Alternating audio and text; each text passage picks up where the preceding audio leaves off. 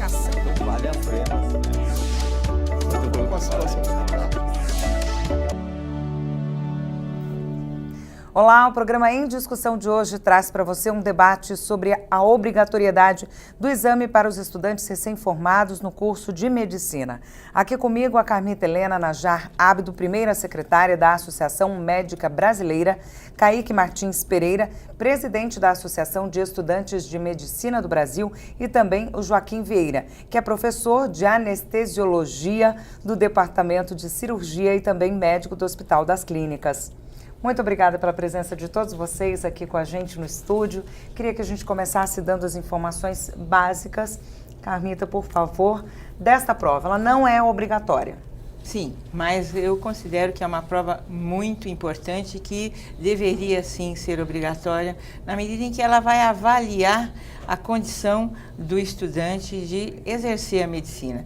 E melhor que isso seria se nós tivéssemos provas sucessivas ao longo do curso para que o estudante pudesse, na medida em que ele não fosse bem avaliado, ter tempo para recuperar, para resgatar esse mau desempenho e para que ele saísse, sim, como ele merece, um médico bem formado e que pudesse não só desempenhar bem a profissão, mas também estar a serviço do paciente de uma forma adequada. Isto é o mínimo que se exige, né, de um profissional, e especialmente um profissional de uma carreira tão importante que lida com pessoas como é a carreira médica. Joaquim, hoje a prova ela é aplicada apenas depois que esse profissional se forma, né? São para os recém-formados. Como é que ela é aplicada? Como é que ela é vista? Bom, é claro que a gente não pode falar pelo Conselho Regional de Medicina, certamente vai ter a representação apropriada, mas ela é aplicada no período entre outubro e novembro de todos os anos, quando os estudantes, na grande maioria das escolas médicas do estado de São Paulo, terminaram o curso de medicina, finalizaram o curso médico. Há um número razoável de jovens doutores recém-formados, portanto, que também se inscreve na prova, não há nenhuma restrição a isso. E ela, bem dito, ela tem um caráter voluntário, mas nos últimos 4 a 5 anos, ela vem atingindo, eu diria que praticamente todos os estudantes de medicina que se formam têm se interessado pela prova, né? Isso atinge por volta de 3.500 jovens doutores, né? Bom, então eu vou agora passar a bola aqui para o Kaique para saber por que o estudante recém-formado tem esse interesse. A gente sabe que em muitos cursos de residência, concursos, é importante o desempenho nessa prova e eles recorrem realmente a essa avaliação, né? Como é que os estudantes veem isso? Por que eles estão dando essa importância realmente para essa avaliação, que é uma validação, né? Perfeito.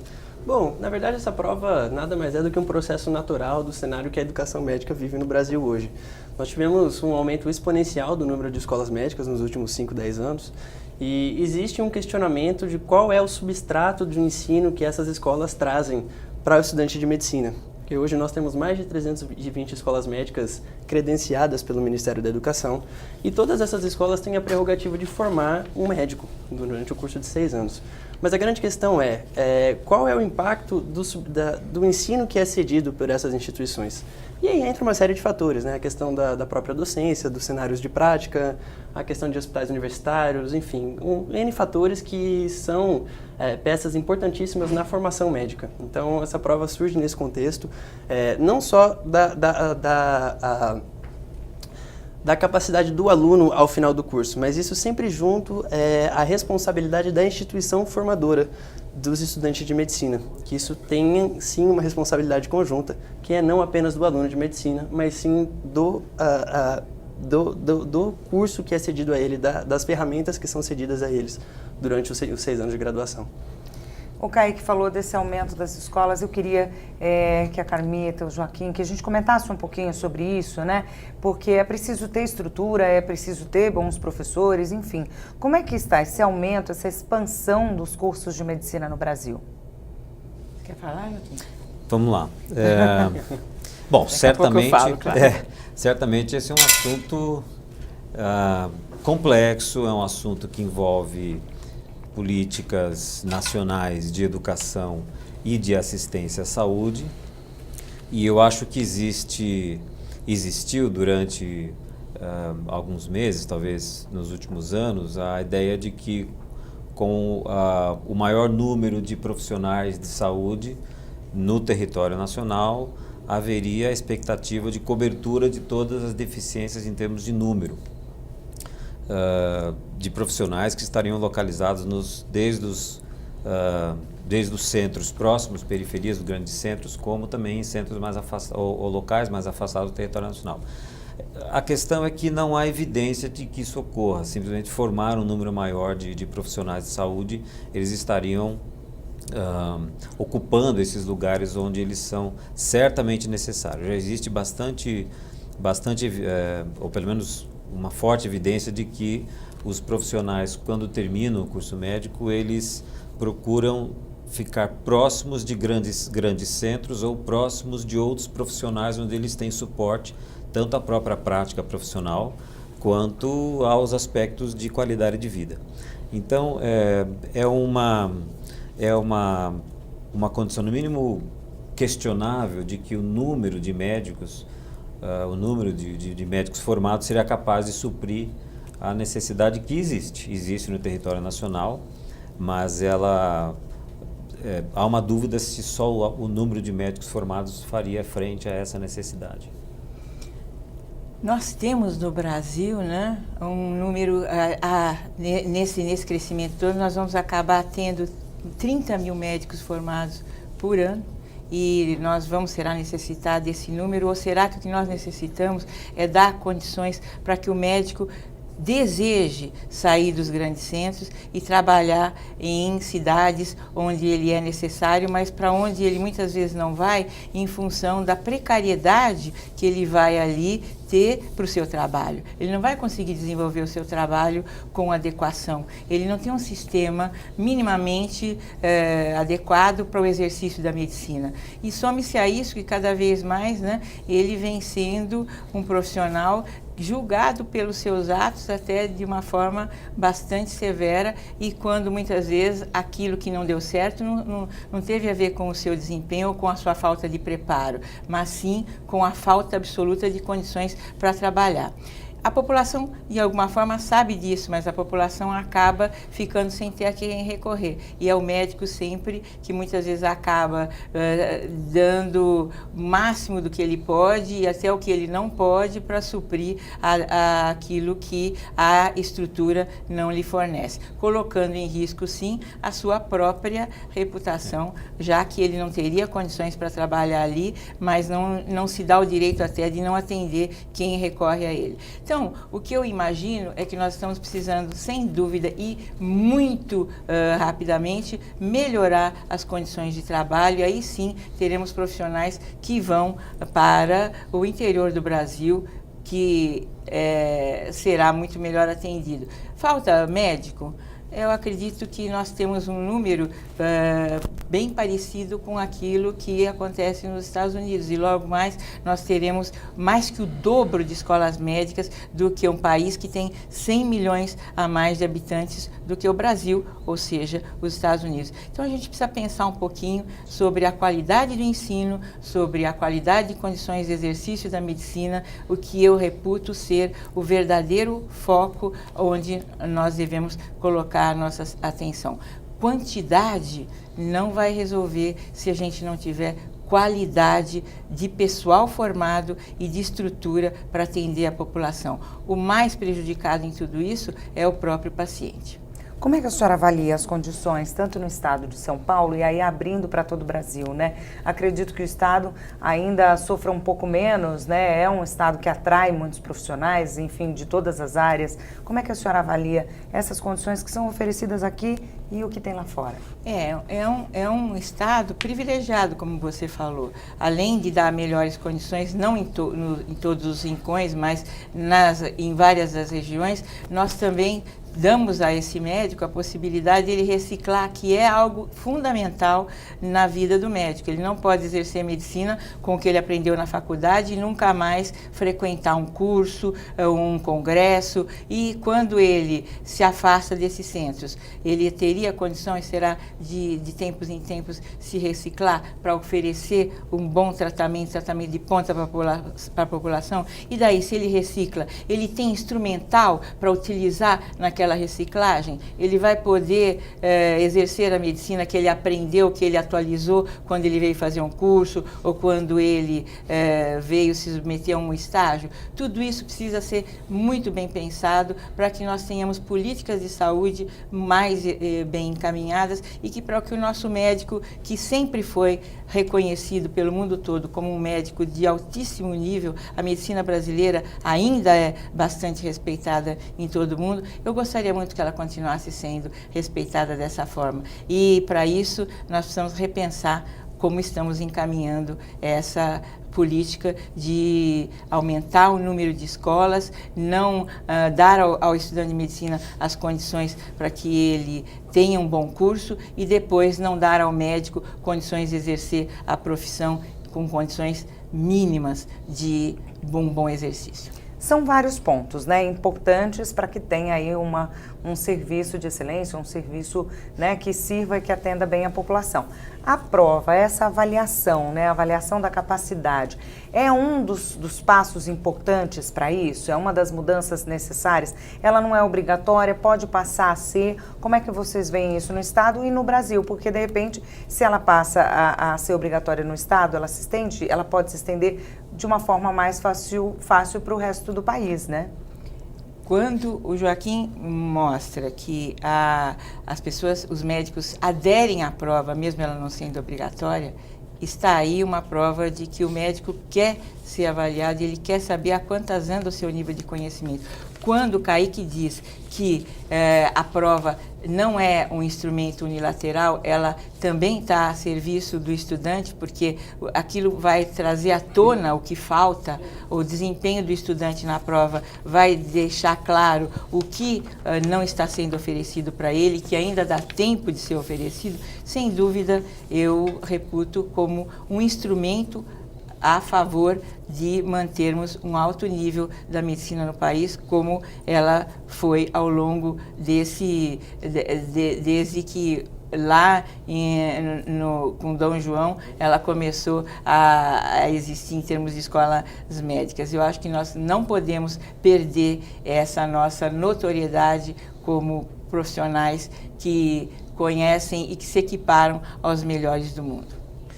Eu queria, se a Gamita permite claro, acrescentar, eu queria trazer para o debate um dado de literatura, um estudo bastante recente, de 2015 ainda, e que é um compilado de 28 estudos, 28 artigos publicados, em que ele sugere que, claro que é no nosso meio médico, mas eu não sei se repete em outras profissões, de que existe uma dificuldade para reprovar um estudante durante o curso de medicina que não mostra capacitado ou competente, a palavra que a gente usa, as competências, que passam por três mais conhecidas e mais clássicas, são conhecimentos, habilidades e atitudes, e entre essas condições existe uma série de tópicos como considerações profissionais pessoais, e há um destaque importante a dizer o seguinte, que para que você consiga efetivamente dizer para um estudante sem nenhuma paixão, sem no aspecto individual, de que ele ou ela precisa de uma condição melhor para continuar no estudo e chegar a ser um profissional competente, de que ele tenha a oportunidade para se reciclar. E é interessante notar que o CREMESP, desde pelo menos 2013, se eu não me engano, ele oferece para os estudantes que fazem a prova e que não logram a aprovação, um sistema de capacitação que é oferecido pelo Instituto de Ensino e Pesquisa do Hospital Israelita Albert Einstein para esses estudantes, e gratuito. E mais um aspecto importante, o estudante recebe um relatório dessa prova, e aí vem um aspecto interessante que a professora Camila também lembrou na primeira fala dela, na primeira colocação de que talvez fosse mais adequado ter um sistema de formação contínuo, um sistema de avaliação contínuo. No segundo ano, um quarto ano? De acordo com a instituição, é claro que eu tenho uma opinião, talvez a Carmita tenha outra, mas certamente no momento inicial do curso, no momento um pouco mais próximo do fim, que a gente chama de clínico, ao final de um período que a gente chama de clínico, e depois, obviamente, no final do curso. Existiu até um movimento do Ministério da Educação e Cultura que chama a prova da ANACEM, talvez o Caio queira comentar um pouco sobre ela, que só teve uma edição. Mas o fato encerrando, é que uma vez que você consegue promover ou deixar claro que a gente quer uma cultura de avaliação, de que a avaliação não é punição, a avaliação é um modo de você perceber quais são as suas fraquezas e quais são as suas áreas de melhor desempenho, para que você possa, então, esse estudante possa colocar mais empenho naquelas áreas que ele tem mais dificuldade, né? E isso a própria prova do CREMESP, embora seja uma prova terminal, oferece para os jovens doutores, quando eles não logram a aprovação, eles têm gratuitamente durante um ano um curso promovido por essa instituição particular e que o capacita para que no ano seguinte ele possa de novo fazer a mesma prova sem nenhum ônus, né, pessoal e muito menos institucional. O doutor Joaquim falou. Pode, não, eu queria dizer que foi muito bem lembrado pelo Joaquim que não é só fazer a prova, mas dar condições, uma vez que o médico formado, que não se deu bem, necessite, ele tem aonde recorrer. Quando você me perguntou, seria interessante em outros estados, desde que essa estrutura também fosse oferecida, porque aí ele vai espontaneamente, faz a prova, porque ele quer saber quais são os seus pontos fracos e ele sim tem muito interesse em melhorar esses pontos e tem onde à disposição graciosamente fazê-lo. O Kaique, como presidente da Associação dos Estudantes, eu queria que ele comentasse o que o doutor Joaquim citou, que eu achei muito interessante, que existe a cultura da prova como castigo, né, doutor Joaquim? Punição. Punição, né? Eu queria que você comentasse um pouquinho isso. E, na verdade, não é justamente o que ele diz. É a oportunidade de você se avaliar, de você descobrir pontos fracos, estudar, melhorar e se tornar um ser humano, um profissional, enfim, cada vez melhor, né? Perfeito. Na verdade, o contexto dessa prova, de uma avaliação da preparação do médico como um todo, e nesse modelo que temos discutido de ser uma avaliação seriada, não entra numa questão punitiva para passar uma matéria da faculdade ou uma disciplina, mas sim de uma preocupação com a excelência. Porque existe um fenômeno nas escolas médicas que é o isolamento, né? Como o estudante de medicina ele tem, nos primeiros 4 anos do curso, uma carga horária de 40 horas de aula por semana, e nos últimos 2 anos do curso, que é o internato médico, em que há uma série de plantões e estágios práticos, existe pouco contato entre as escolas médicas. Então, os estudantes de medicina, como um todo, não têm a referência de como é o ensino numa outra instituição, como é o cenário de prática num outro hospital universitário, por exemplo. Então, essa prova pode vir num cenário de autoconhecimento, da questão da excelência. E porque existe sim essa preocupação, porque é importante entender que, na verdade, a graduação médica ela não termina na formatura, enquanto estudantes de medicina ganham a sua licença e passam a exercê-la. O próximo passo natural é a residência médica. E, na verdade, esse é o contexto em que... Bom, na verdade, a política que foi construída a partir da Lei 12871, a Lei dos Mais Médicos, em que deu a prerrogativa para a abertura exponencial de escolas médicas, focou muito na questão das escolas, né? Que, como o Dr. Joaquim já disse, que uma abertura de escola médica no interior traria um número maior de médicos para essa cidade. Mas, na verdade, o maior fator de fixação do médico é a residência médica. Então, nós tivemos um aumento exponencial do número de escolas médicas, todavia, a residência médica, que sim tem uma prova, permaneceu muito similar ou muito estável. Então, a grande questão é ter sim promover esse autoconhecimento aos estudantes de medicina, mas também nesse contexto trazer ferramentas para que eles possam estar corrigindo isso ao longo da graduação. Então o modelo o ideal não seria algo pontual, punitivo ao final do 6º ano, mas sim algo que possa construir a graduação médica junto com o aluno, que é o que acontece em países como os Estados Unidos, que apresentam uma avaliação seriada nacional em três etapas, né, que são os STEPS, Então, o que seria equivalente ao Brasil ao final do ciclo básico, que são os nossos 2 primeiros anos, depois ao final do ciclo clínico, que é o terceiro e o quarto ano, onde nós temos um conhecimento mais de vivência com a medicina, e aí uma prova prática ao final do internato médico, para avaliar não só a questão técnico-científica, mas a questão de empatia com o paciente, a questão de anamnese e toda essa parte prática de vivência com a medicina. E foi o que o professor comentou, que tivemos um piloto no Brasil, que foi a ANASEM, que é a Avaliação Nacional Seriada dos Estudantes de Medicina. A ANASEM ela veio junto com essa portaria da Lei 12.871 de 2013, em que dispunha não só da questão dos médicos, da interiorização dos médicos, mas também da educação médica como um todo, tanto das escolas médicas quanto do programa de residência. Então, a lei previa que essa avaliação fosse feita a cada 2 anos para os estudantes de medicina. Todavia, isso foi revogado agora no projeto de lei de 2017, em que entrou, entre outras coisas, com a questão da moralização do FIES, do financiamento das escolas, e retirou essa responsabilidade do INEP e, enfim, do Ministério da Educação, de estar aplicando essa prova. Eu fiz parte da primeira turma do Brasil a fazer a ANASEM, fiz ao final do meu 2º ano de medicina, e a partir daí não foi dado sequência, mas era um modelo muito promissor em que tem recortes dos alunos, porque às vezes a competência num estágio inicial do curso ela tem um teor muito mais técnico, muito mais de ciências básicas. Já num segundo recorte tem um teor muito mais das especialidades médicas. E no terceiro recorte, que era o que propunha a ANASEM inicialmente, teria toda uma abordagem de como juntar essas peças num todo e aí sim poder ter a ciência de que estaríamos formando um médico de excelência. Completo, né? Sim. Bom, para falar mais sobre a prova, a obrigatoriedade, a gente recebe no próximo bloco o Braulio Luna Filho, que é o primeiro secretário do CREMESP, o Conselho Regional de Medicina do Estado de São Paulo, vai estar aqui com a gente no próximo bloco. O programa Em Discussão vai agora para um rápido intervalo, não saia daí que daqui a pouco a gente volta.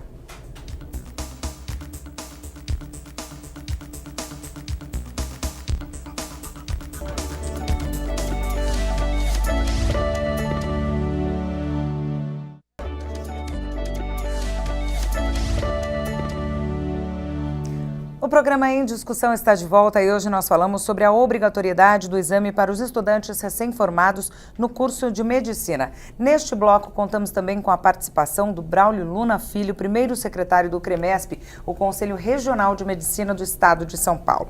Doutor Braulio, queria começar então fazendo uma pergunta para o senhor. Queria que o senhor comentasse a informação de que pela primeira vez em 10 anos, mais da metade dos recém-formados foram aprovados nesta prova. O que isso significa? Então, isso pode representar, porque apenas é um dado isolado em 13 anos de avaliação. Ou seja, pode ser que isso represente uma nova tendência de que nós estamos começando a melhorar. Lógico que analisando a série histórica do Conselho, são 13 exames, já se nota, já posso dizer porque eu tenho acesso ao dado, o Joaquim também tem, que várias escolas vêm melhorando paulatinamente. Elas vêm evoluindo paulatinamente, inclusive as boas escolas. Você tem ideia, as escolas tradicionais de São Paulo, há 10 anos atrás, aprovava 70%. 30% não era aprovado, numa prova relativamente simples. Esse ano, as boas escolas de São Paulo estão aprovando 94% ou 95%. É o nível americano, que esse é o nível dos Estados Unidos de aprovação de uma boa escola americana quando o indivíduo faz pela primeira vez o Step 1 e o Step 2. Né? Então, ou seja, e as escolas privadas que tinham um resultado muito ruim, elas começaram a melhorar. Né? Esse ano, em tese, elas aprovaram cerca de 57% dos seus alunos. Lógico que tem escolas privadas aprovando 90%, né? Mas a maioria não chega nesse bom nível. Então, nós queremos acreditar que essa melhora substancial, o ano passado foram 54% de desaprovação, né? Que essa melhora substancial no número de aprovação se deve a esse esforço de 10 anos. A compreensão das escolas de que o Conselho não tem nenhuma visão punitiva ou discriminatória, a valorização da prova pelo aluno, que agora ele vai e faz a prova, porque essa prova tem peso na residência médica, no mercado de trabalho.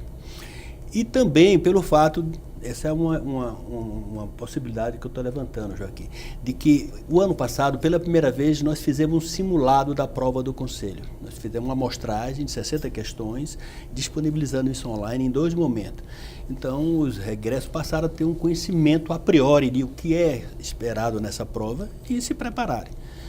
Eu estou testando essa hipótese, eu pedi à Fundação Carlos Chagas para avaliar aqueles que fizeram a prova, o simulado, como foi o resultado dele na prova. Aqueles que não fizeram, como é que foi. Então, acho que essa conjuntura é que pode explicar esse resultado promissor.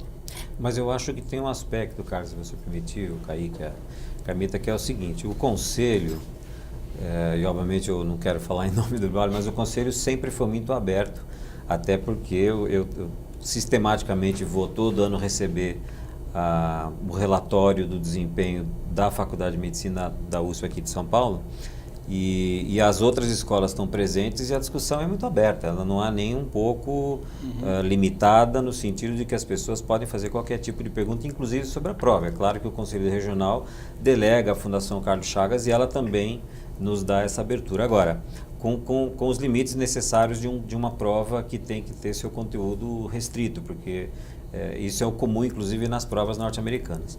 Agora, tem 3 aspectos que também são coisas de estudo que eu acho, são resultados de estudo que eu acho que fazem parte desse complexo sistema que o Conselho Regional deflagrou. E eu falo isso como faculdade de medicina, que é o fato de você primeiro precisar de um internato. O Kaique levantou muito bem a ideia de residência médica, e eu acho que não há nenhum sistema melhor ou que se equipare para garantir a boa formação em medicina do que a residência médica. Necessariamente ela vem depois da escola médica, mas antes disso, o que faz um bom aproveitamento é um período chamado internato. E aí existe também de novo um estudo com um número grande de estudos que são compilados, que mostram a efetividade do internato. Agora, para você ter um bom internato, você precisa, por sua vez, de um bom instrutor. E o que chama atenção nesse aspecto de de um compilado de estudos é que aquele instrutor que participa do internato, ele participa das formações dos primeiros anos, que aliás está no relatório Flexner de 1910. Ou seja, dá vontade de falar que o Brasil estaria 100 anos atrasado. Mas como estamos em época de febre amarela, pode ser interessante levantar isso. Que o colega que ensina no laboratório, na sala de aula, ele pratica. E aí entra um terceiro aspecto também relacionado a estudos, do clínico como o papel do clínico como modelo, e finalmente, para encerrar, o segmento longitudinal, que nesse aspecto acho que a gente avançou bem. Não sei se o Braulio concorda, o Kaique também, a gente avançou de que nós temos um aluno que frequenta os ambientes de unidade básica de saúde, não só do hospital de ensino, mas das unidades básicas onde os pacientes vão e voltam por si próprios. Isso é bastante importante do ponto de vista de formação do profissional. Se me permite. Claro. Bom, a colocação do professor Joaquim acerca do relatório Flexner é brilhante, porque a grande questão dessa avaliação é a qualidade da instituição formadora. Porque o aluno, na verdade, ele é um reflexo daquilo que ele recebe. Então, qual é a grande questão? O relatório Flexner, brevemente, ele foi um estudo feito na década de 1910 nos Estados Unidos, a pedido da Fundação Carnegie, em que avaliou todas as escolas médicas dos Estados Unidos e do Canadá. E ao final disso, o Flexner atestou em seu relatório que das mais de 150 escolas médicas que os 2 países possuíam, apenas 70 delas tinham a prerrogativa, tinham uma qualidade mínima para poder estar formando os médicos. E basicamente é o cenário que o Brasil vive hoje, né? Nós tivemos uma abertura exponencial das escolas médicas, mas pouco se discutiu e pouco se fiscaliza na questão da excelência do ensino. Então, esse pode ser a prova seriada nesse contexto, pode ser um indicador importante para a gente estar sempre fazendo esse link de que o aluno, na verdade, ele é um reflexo da estrutura que ele tem, seja no cenário de prática, no internato, seja dos próprios docentes que participam da formação do aluno desde o início até o final, seja na estrutura da faculdade como um todo. Isso é bem importante frisar. Com a expansão, né, em tantas escolas, todas elas têm hospital-escola, não tem? Qual a importância disso, a necessidade, enfim, né? Porque são escolas sendo formadas, né, vagas sendo abertas, e tem que ter, né, essa prática, não é isso? Não se admite um curso no qual não exista o hospital, exatamente porque a parte básica do curso é inicial, mas pouco a pouco o estudante vai entrando no hospital, vai entrando nos ambulatórios, ele vai necessitando desse exercício, dessas discussões com o paciente ali, porque no final das contas nós estamos preparando os nossos estudantes para lidar com esse paciente, desde a relação médico-paciente até colocar à disposição todo aquele conhecimento que ele recebeu, discutir com o seu preceptor, tudo isso ao lado do paciente é fundamental. Então, por mais que teoricamente ele esteja se preparando, não podemos dizer que estamos formando médicos quando nós não temos um hospital-escola à disposição. Isto é imprescindível. Ele tem um contato ali com as situações reais, né? Ele tem um contato com as situações, ele tem a vivência, ele vai ainda aprendendo poder estar do lado do paciente, que é, no final das contas,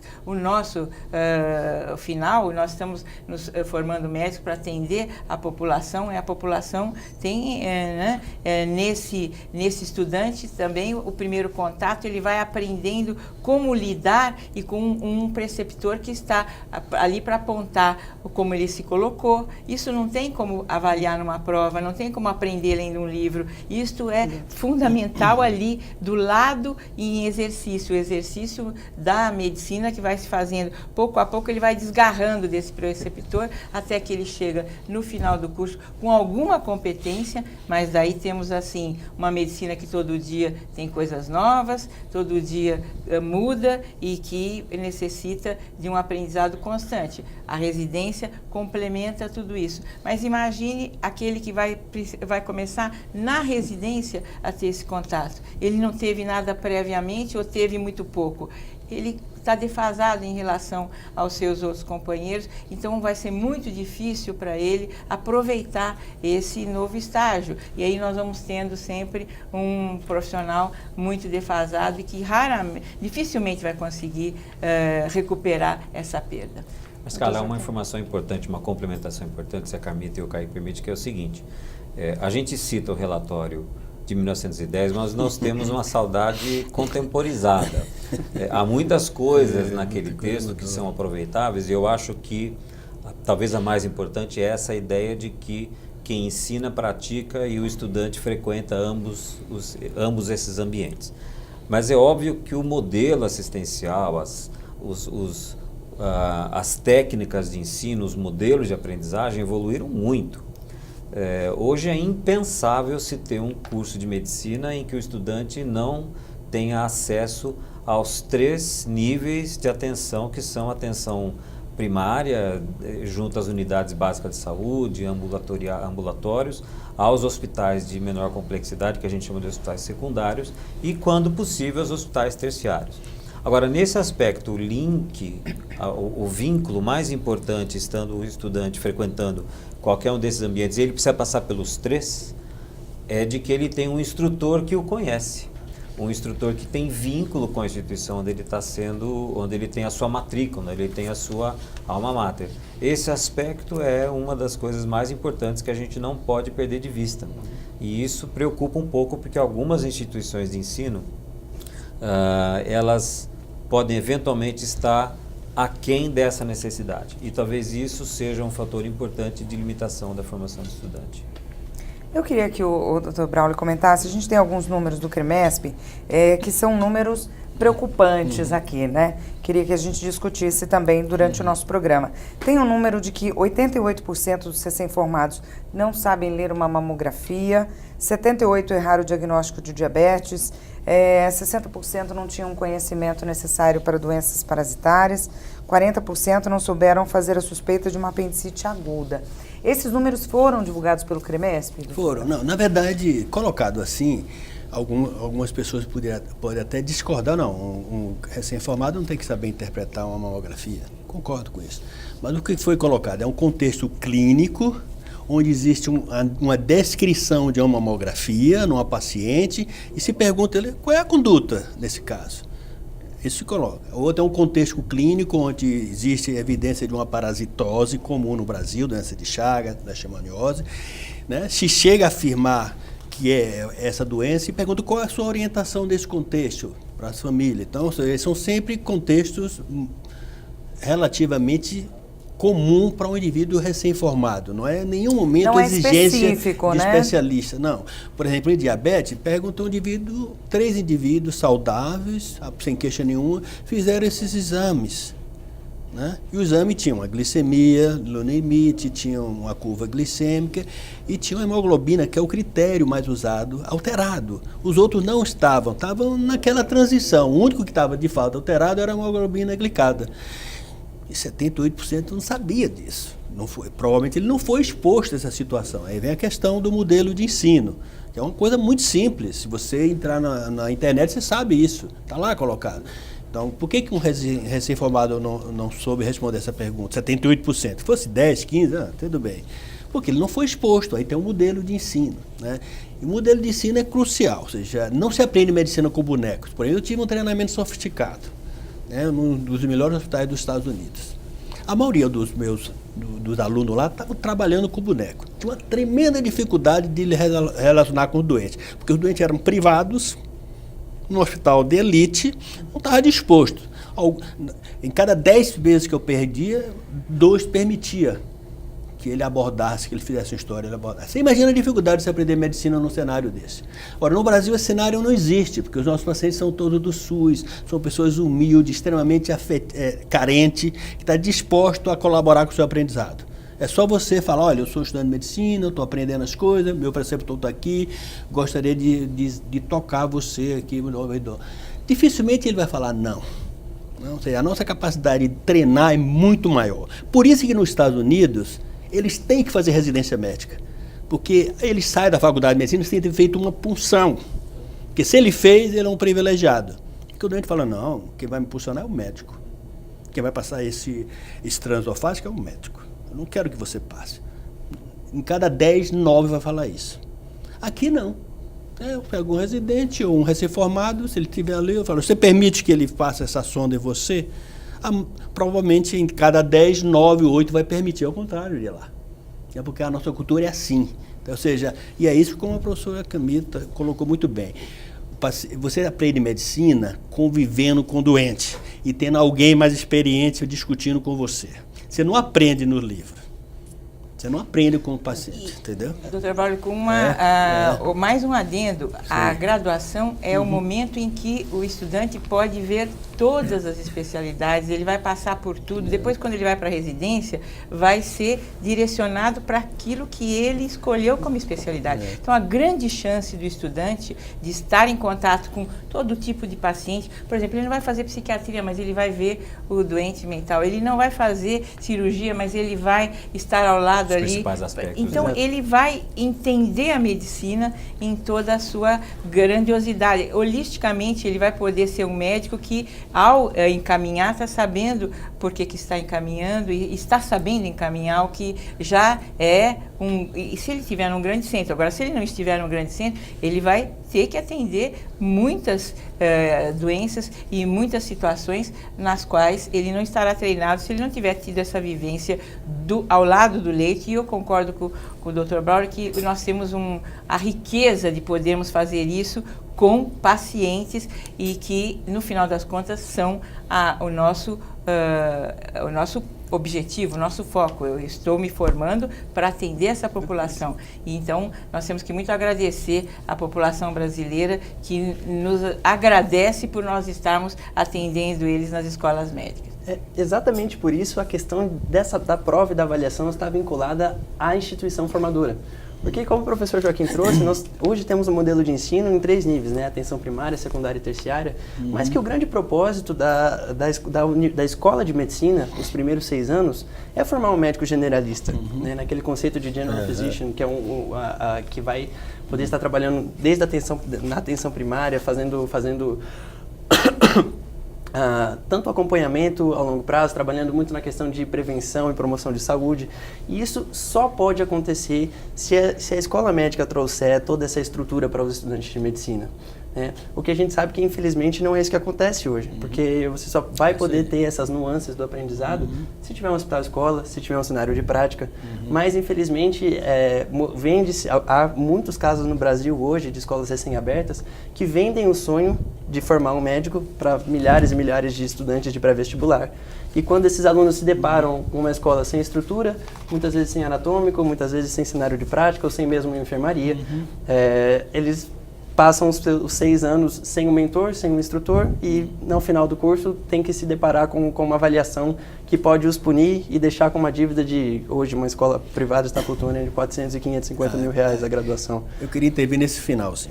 Eu não tenho o menor sentimento em excluir um indivíduo que pagou de 6 a 16 mil reais por mês, frequentou uma escola ingrata, que não deu formação nenhuma, dele no final não poder exercer a medicina. Porque, para mim, em primeiro lugar, está o paciente, está a sociedade. Não está o direito dele poder pagar 16 mil ou 8 mil e receber um diploma, como acontece hoje em grande parte das escolas no estado de São Paulo. O indivíduo sai da escola médica sem saber diagnosticar uma hipertensão arterial, um diabetes mellitus, sem saber a conduta num paciente de infarto agudo do miocárdio, não sabe identificar um eletrocardiograma de um infarto agudo. E esse indivíduo vai atender a população mais humilde nos prontos-socorros. Ele não vai atender no Sírio, no Einstein, no Aldo Cruz. Ele não chega lá, né? Agora, porque ele pagou a escola durante 6 meses, ele não aprendeu nada, e ele sabe que ele não sabe. Porque não me diga que um estudante de medicina frequenta uma escola dessa e sabe que não sabe. Ele sabe. Ele sabe tanto que ele geralmente boicota a prova do conselho. O conselho hoje atinge 80%. Cadê os outros 20%? E sabe de quem são os outros 20%? Dessas escolas que normalmente aprovam menos de 40% do exame do conselho. A Unifesp, do qual eu sou professor, dos 121 alunos, 120 fizeram a prova. Na USP, dos 175, 171 fizeram a prova. 3 ou 4 não foram. E justificaram. Estou doente, não sei o quê. O indivíduo sente a obrigação de provar que ele está treinado e ele foi fazer. E ele não tem nenhuma resistência em fazer. É 5 horas do dia dele. Agora, esses outros indivíduos não, porque compraram o diploma, eles podem ser médicos? Não podem. E ainda mais, nos Estados Unidos, depois de 5, 6 anos, você deixará de ser médico se você não preencher determinados critérios. O diploma não é mais para a vida inteira, né? E no Brasil tem um problema. O indivíduo, quando sai da faculdade, ele pode atuar em qualquer área da medicina. Se eu resolver fazer neurocirurgia, eu posso fazer. Se eu fazer neurocirurgia, eu posso fazer. Nos Estados Unidos não é permitido. Se você sai da faculdade, você fez o STEP 1, o STEP 2, na residência fez o STEP 3, você não pode abrir a cabeça do indivíduo, porque você não tem capacidade. Nossa legislação é benevolente, então nós temos que mudar isso. Né? Medicina é provavelmente uma das principais áreas da sociedade, né? É um direito que o cidadão tem de ser bem atendido. E o indivíduo que resolve fazer medicina, ele sabe que ele vai abrir mão dos fins de semana dele, dos prazeres da vida dele, porque ele vai ter que estudar a vida inteira. A vida inteira. Como é que o indivíduo, como a professora colocou, eu peguei uma parte, se forma mal? Você acha que ele vai virar bom médico depois? Não conheço essa história. O indivíduo que saiu mal da escola, que não fez residência médica, ele jamais será um bom médico. Jamais. Doutor, a prova ela vem um pouco para isso, para separar o joio do trigo? Então, a prova do conselho surgiu num cenário, concordo com a observação dele, em que havia dúvidas sobre a qualidade da formação médica no Brasil. Todo mundo achava que era ruim, mas não tinham dados. A prova mostrou que nós temos dado empírico que a formação é complicada. E nós tínhamos que mudar. Nesses 13 anos, houve uma discussão cada vez crescente nas escolas. Nós temos que incorporar novas metodologias de ensino, nós temos que melhorar o treinamento das pessoas, nós temos que avaliar melhor os estudantes. Que a escola médica, no passado, não fazia uma avaliação científica. Por quê? Porque era uma escola muito elitizada. Quem ia fazer medicina na USP, na Unifesp, eram os melhores. São pessoas que tinham já cultura humanista, que estudavam. Não precisava você falar que eu tenho que estudar, né? O maior receio que eu tinha no final do meu curso, eu estudei na Escola Federal, era dar um plantão, chegar a alguma coisa que eu não soubesse resolver. Então era o meu pavor no quinto, sexto ano, encontrar, né? Porque esse era hoje é o comprometimento, né? O comprometimento com a né? E nós temos que retomar né? isso. Nós temos que retomar isso. Eu concordo com que nós temos que aperfeiçoar o sistema de avaliação. Não é uma prova isolada, mas essa prova permitiu a gente chegar onde nós estamos hoje em dia, discutir o nosso sistema e evoluindo para um sistema de avaliação cada vez melhor, que eu espero que seja. Eu lembro de uma, desculpe, Kaique, eu lembro de uma discussão que fizemos no CREMESP, numa das ocasiões para divulgar o resultado do exame do CREMESP, de que um dirigente de uma escola particular, ele comentava de que o exame do CREMESP é uma avaliação externa, ou seja, uma avaliação descompromissada com as instituições que formam. E isso é um aspecto importante, porque uma avaliação externa é uma avaliação independente, descompromissada com qualquer característica política ou pedagógica ou que seja regional, e ele só quer medir com o mesmo parâmetro como estão os estudantes. Nesse aspecto, eu não sei se é a concordância geral, mas embora a gente se preze muito, tome muito cuidado com a questão dos métodos, da necessária condição de ter os cenários de aprendizado, o que importa mesmo, que vai dizer se essa instituição está com um bom aparelho formador, é o resultado do seu produto, que é o estudante de medicina. E há necessidade, sim, o professor Braulio comentou muito bem, de que o estudante mostre um compromisso. E esse compromisso tem que ser igualado com a instituição de ensino. Eu sou otimista. Eu sou otimista no aspecto de que os resultados do exame, os resultados do exame do CREMESP não são para apontar o que é melhor e o que é pior, mas é para dizer para a sociedade o que é que nós precisamos e onde é que nós estamos. Nesse aspecto, o exame do CREMESP tem evoluído e a expectativa é que ele possa continuar apontando e as instituições respondam positivamente a isso. Ou seja, melhore a sua formação para que a gente passe a ter os resultados que a gente vê em exames internacionais. São 95% de aprovação na primeira vez para um indivíduo, um estudante, e no ano seguinte, quando ele presta de novo, ele passa a fazer parte dos 95% que são aprovados. Ou seja, eu acho que, como sociedade, a gente não quer dizer o que é bom ou o que é ruim, é que a gente quer dizer o que está bom e o que está ruim. O que precisa melhorar, para que as pessoas se superem, né? Essa é a ideia. Eu também sou otimista, mas o que eu percebo é que nós estamos vivendo uma formação médica muito desigual. Nós temos aqueles que pontuam, né? Quase que gabaritam e por outro lado, temos aqueles que fogem da prova porque, claro, não querem... Falta a cultura de avaliação. Então, nisso tudo, o que esse exame vem mostrar é que nós temos que incorporar essas pessoas que não têm uma boa formação, esses colegas, esses futuros colegas que não conseguirão exercer a medicina, nós temos que agir antes. Nós temos que nos antecipar a essa situação de termos profissionais que, no final das contas, né, vão acabar lidando muito mal com a vida humana, estão lidando com pessoas, estão lidando com os nossos pacientes. Então, eu acredito que essa medida é muito importante e que ela deve ser aprimorada. E não só fazer o exame, mas dar condição daquele que não está indo bem de ter uma reciclagem. Isso fecha esse círculo e eu acho que o CREMESP está de parabéns. Esse ano, me permite, esse ano, 2017, Joaquim não tem essa informação ainda. Nós, por causa dessa ansiedade de ter uma amostra grande de recém-formado, que não é aprovado no exame do conselho, e a gente é obrigado a dar carteirinha por lei, aquela coisa, você tem que dar carteira, esse indivíduo acertou 30% da prova, 35%, você tem essa informação, você é obrigado a dar. Né? E aí o que é que aconteceu? No ano passado nós conseguimos fazer um convênio com o Alberto Einstein, nós oferecemos 8 módulos de reciclagem do curso médico para esses indivíduos, de graça. Esse ano nós vamos oferecer para o internato.